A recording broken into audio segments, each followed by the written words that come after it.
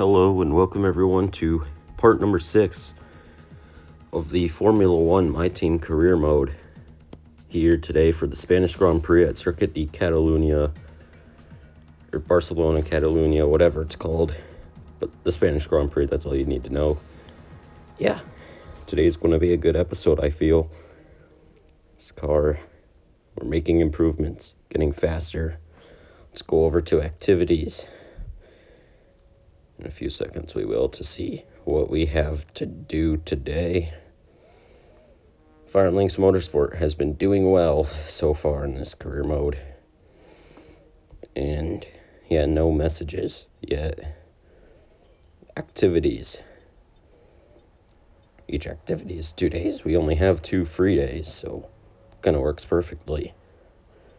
And it looks like we're going to go with chassis team building here.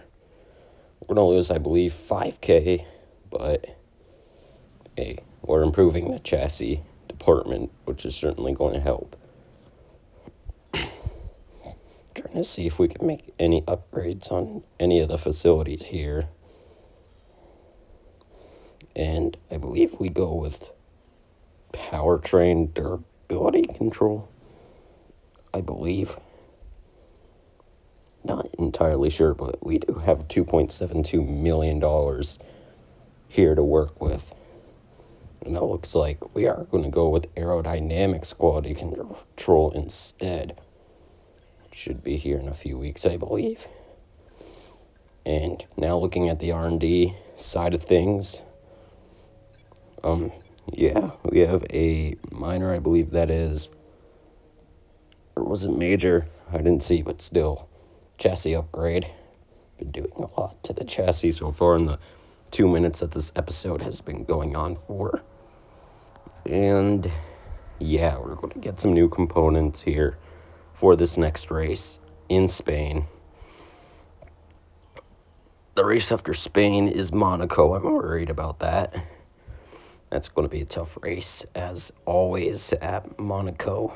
Yet, should be fun. I mean, Monaco is one of the funnest yet toughest and most painful circuits on the schedule. We'll see.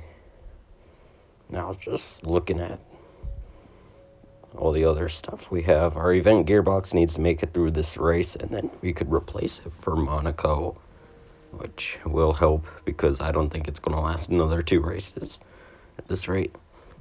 We did make a gearbox upgrade on the durability side of things, and it went pretty well. Like, the gearbox has only gone up 20% since, like, Hanoi. 30%. The past 3 races, it's only gone up, like, 30%. In the first 2, it went up, like, 40, so it's pretty good.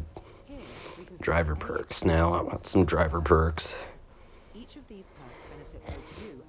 And I believe we go with the 2 that we haven't touched already. The social media team and development feedback. I believe we go with both of them. Yes. And then here's the driver market. Of course, we're not going with anybody like Lewis Hamilton right now. He's too good. We don't even have enough money. I think we're going to stay with Giuliano here. Not really sure, though. Things can change up until his contract expires in a few episodes' time. But we'll see. On to the Spanish Grand Prix we go. Sunny and cloudy throughout quali and the race, so that's good. Really no rain by the looks of it. And yeah, let's just get on to qualifying.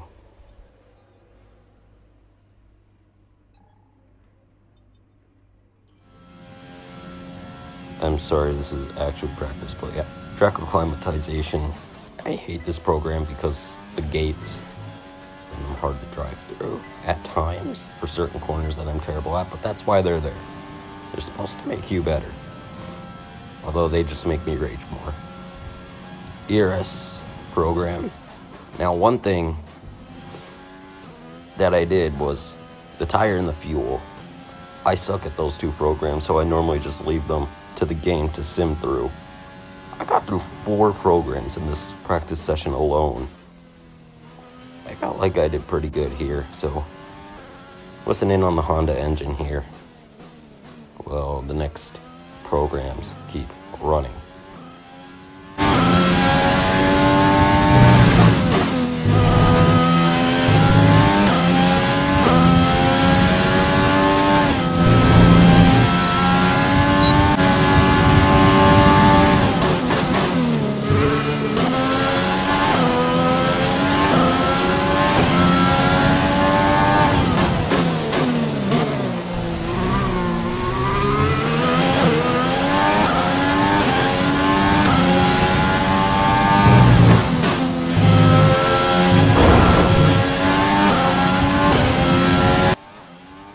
We be on to our quali lap, coming out of turn whatever it is, I believe 16, and across the line. Looks like we're in P12 right now, but we're ahead of Lando Norris and Sergio Perez as we cross the line now. Qualifying P15 in the end. Giuliano is in 20th. Let's head down trackside to begin this race. Here's David Croft. The Spanish Grand Prix has been a permanent fixture on the Formula One calendar for over 30 years now, and for good reason. Do you remember Michael Schumacher's absolute dominance here in that rain-soaked Grand Prix in 1996? That day he took his first ever victory for Ferrari, and we've had many more iconic moments since. The Circuit de Barcelona-Catalunya then, a high-speed 2.89-mile circuit which demands an efficient downforce package and bravery on the part of the driver, especially through the blind right of turn 9, which we might just see taken flat this weekend. With the Grand Prix nearly upon us, Anthony Davidson is by my side once again to offer his perspective. Why don't we discuss McLaren? What do you make of their performance so far this season? Well, the atmosphere within that team seems very positive at the moment. Everyone seems like they're in great spirits and having a lot of fun doing what they do, and that's definitely contributed to the performances we've seen. Alright, yep, there we go, Spanish Grand Prix, and we are ready to go. I'm overfueling the car by half a lap because I'm not really confident in our fuel situation. Some tracks, this car saves in standard mode, which is real helpful. Other tracks, it just wastes the fuel quickly, like Hanoi. I believe Bahrain had the issue. But at tracks like Australia, and you'll see here as well, it was really good at saving fuel in the standard mixture, so that's good. Looks like we're going to do a one-stop from softs to mediums. And I'm thinking about turning off carcass because our carcass temperatures keep overheating. You'll see in this race as well. It seems to be a problem with this game. But to the 5 red lights, and it's lights out, and away we go. In the Spanish Grand Prix, of course, from changing some of the components, we ordered 2 new components. That gave us grid penalties, I believe 10 spots. So instead of starting P15, we were starting last. But yeah, we've almost gained back all those spots already. The Haas drivers trying to get on by. I go wide here, and that might allow Romain Grosjean to get on by here. No, I'm going to go for a big dive bomb on his teammate, K-Mag. And Kevin pulls back in front. We're going to do a crazy dive bomb back to the inside. No wing damage. We actually hit Kevin. But yeah, tires already overheating, as you saw there for a split second. Left front, and I believe it's the right front as well. I'm not sure, but a good start already up to almost our initial starting spot. We're up in P16, and later in the lap, we're somehow on P13. Maybe I just read that wrong. Or I just passed people. I don't know really what happened, but we got working lap 2 of 17 now in today's race. Trying to hold off Esteban Ocon. And yeah, loose out of there. Where's that? Turn 7, turn 8, turn 9, turn 10. Not really sure. I just counted, I believe it's turn 9. Yes, it is. But yeah, headed through this final chicane, which is way better compared to last year. Last year, it was like the worst corner of almost any track. But yeah, working our way down the front stretch.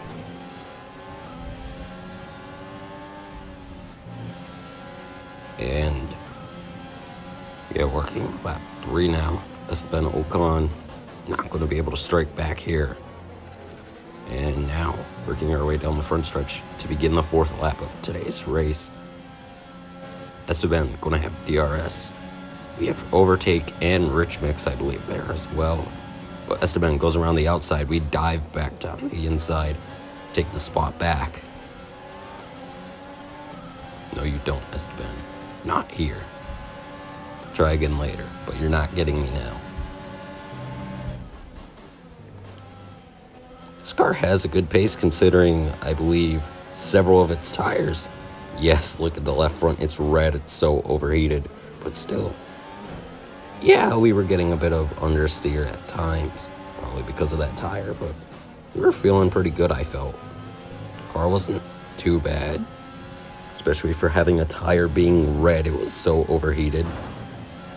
Getting the gravel trap there. Esteban was not able to strike back. Down the front stretch on the 5th lap, now we are working. Ocon still not close enough. And he's going to come back at us here. I think we kind of blocked him. You saw that proximity arrow kind of like jerk, it looked like, as if he jerked to slow down to stop from hitting us. So I think we kind of blocked him off there. He's trying to go around the outside. I'm just now noticing that. And gearbox at 70%. Not much wear has been applied to it this race, which is good. That's what we want. We don't want it dying or losing a gear. Pit window is open. We're boxing this lap. Sorry about that, but yeah. Boxing this lap. Going on to the mediums, hoping they don't overheat as well. Yes, they do. Spoilers. And slow entry into the pits. I had no idea where to brake, and I don't want to be speeding because 5-second time penalty if you do. And yeah, coming into the pits here. See how the team does. 2 seconds exact. It's good. I think we pulled away from Esteban. By the looks of it, we have by quite a bit. 1.8 seconds. Yeah, coming back on the front stretch in lap 7 though. That gap is literally nothing now. Great. We are overtaking more cars. We're up into P14. We were originally running P13. So unless more people come into pit, I think we actually lost spots in the pits. Pierre Gasly out of the session in the AlphaTauri. Must have been mechanical engine failure. He was running behind us, so it doesn't really affect us or the outcome of this race for us in any way, really.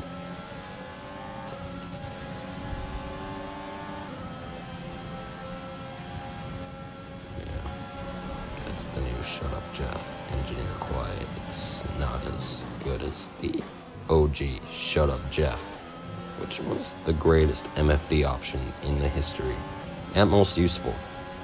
But anyways, Esteban, not close enough. If anybody wants to, make a video on this, how many times I've said Esteban, you're welcome to do so. Got to be at least 100 times by now. Seems like I'm always fighting Esteban Ocon. There I go again. I'm gonna call him Ocon from now on for the rest of this race, if I remember. Still got half this race left to go. And yeah, we're getting lap 10. Ocon is close to us. Sergio Perez behind him. We'll see if we could hold Ocon off here. The Renault showing some speed. I think our tires are also overheating on the mediums. I'm pretty sure they did as well, which is weird. We go wide there, and there goes Ocon on by in the Renault.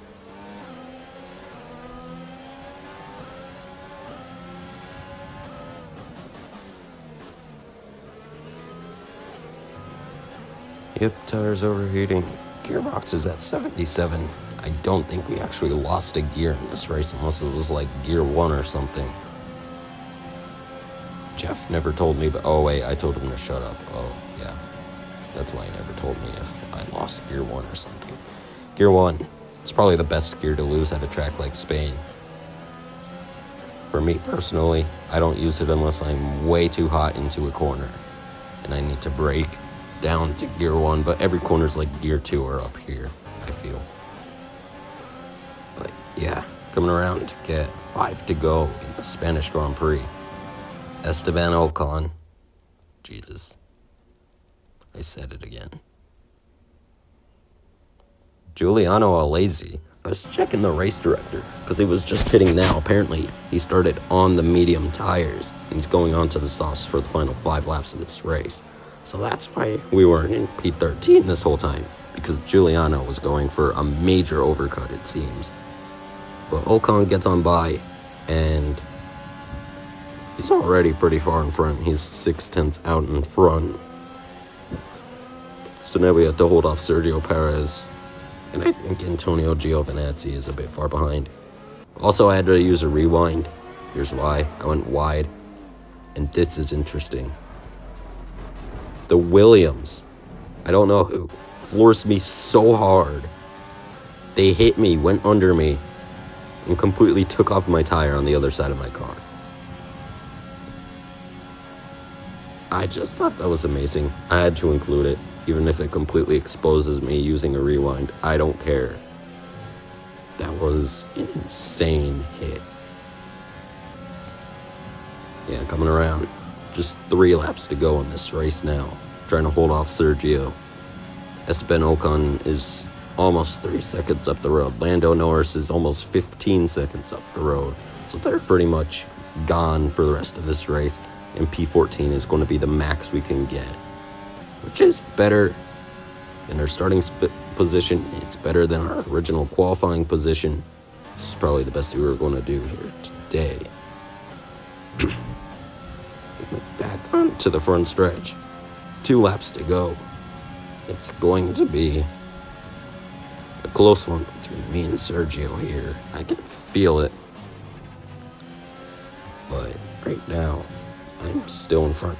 The advantage coming on to the last lap of this Spanish Grand Prix. Sergio going to have a look on the outside. He's going to have the advantage. I think we even touched wheels there. But a big dive bomb down the inside, and believe it or not, that was perfectly clean. We never touched. Unbelievable. Could have chucked on the overtake button there, but I didn't feel like it, or I just forgot. Max Verstappen wins the race. He's now won 2 in a row in his Red Bull.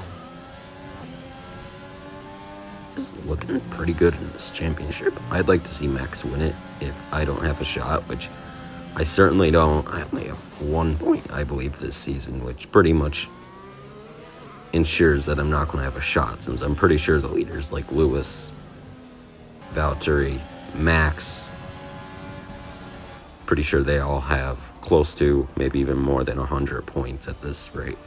P14 in the end. We beat Sergio. We get driver of the day as well, probably because we climbed from last. We gained 8 spots in that race, which was pretty good. But yeah, here we go. Post-race. Race results, we know Max Verstappen won.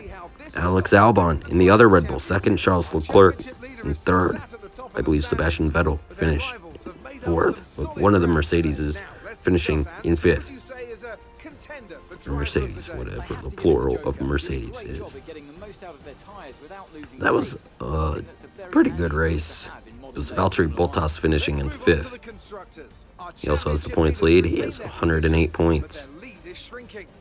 So he is the only driver with over 100 points. Here are the race highlights. Go watch them. I'm going to go away now, so you don't have to listen to this annoying voice that voice cracks every 2 seconds. And yeah, thank you all for watching. Hope you enjoyed. Monaco should be... I I will aim for today, get 2 episodes out today for the first time since like day 1 of this series, but I'm not going to make any promises. It will be out by tomorrow. That's the only promise I will make. Thank you all for watching. Have a nice day. Enjoy these highlights and the highlight music.